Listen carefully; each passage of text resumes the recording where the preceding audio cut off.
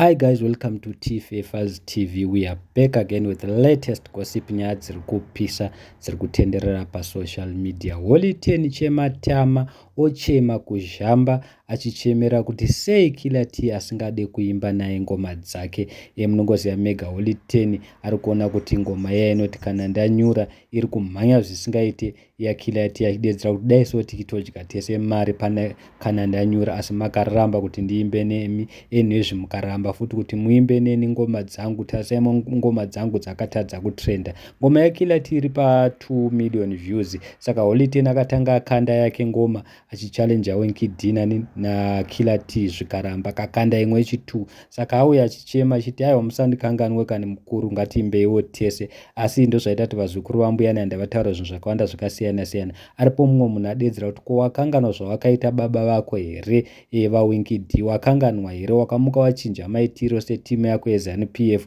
uchidedzera kuti hauzive kuti chii chakaitika, Wenky D ndiye akakuti uimbe usingadi, plus futi zvakanyorwa zviya zvawaimba hauzivi kuti zvakanyorwa nani ndiWenky. Mumwe munhu auya akadedzera kuti kwawangodi kunoimba naChief Gwere vaya vakaimba kuZanu-PF vaya vakaimba kuti tsepete tsepete, handi ndo timu yako? Mumwe munhu akati Holy 10 is trying too hard to be relevant. Mumwe munhu akati waakuda kuti munorohwa makawanda kumashow, waakuda wekurohwa naye. Mumwe munhu akati Holy 10 has talent, one of the best songwriter in Zimbabwe, anokurira Freeman pakupisa uyu kutochallenja vaWenky D kuratidza kuti Freeman navamachesa vana vake. Mumwe munhu akati musicians should learn to avoid such people who will deny you when things get tough.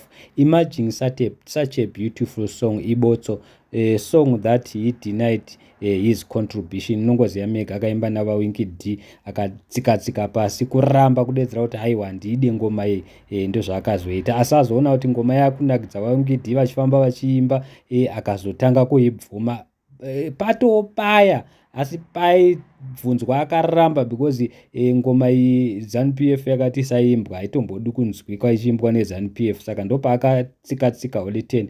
Mumwe munhu akati vakatodzidza paya pawakatengesa vaWenky D, vakatoona kuti uri mboko chaiyo, une simba pamuromo sepinjisi. Mumwe munhu akati Holy 10 handisati ndakambonzwa song yake inonakidza kana ari one kana ari ega. Mumwe munhu akati uyu wemahumunya ngaagare pasi. Mumwe munhu akati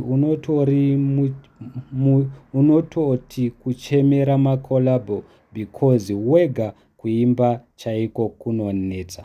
Mumwe munhu adedzera kuti wakagona Killer T ukaramba kuimba naHoly 10. Holy 10 imbwa habatsiriki, inoswera yakuda kukuruma. Mumwe munhu akati much respect to Killer T, muri mbudzi mudhara, thanks to avoid drama, Samatama sounds ndeye kupenga. Mumwe munhu akati imba wega, pawakafunga zvekuimba waitemba kuzoimba nani. Mumwe munhu akati kana Killer T ari mukoma Wenky D ndikule vako. Mumwe munhu akati piwa collab uko kuZanu-PF. So guys, handizivi tinoti kudii, asi vanhu vadedzera kuti vanhu maartist akawanda emuZimbabwe hachadi kuimba naHoly 10 because Holy 10 anomuka mangwana arova inonzi chinja maitiro setimu yake yeZanu-PF yaanosapota.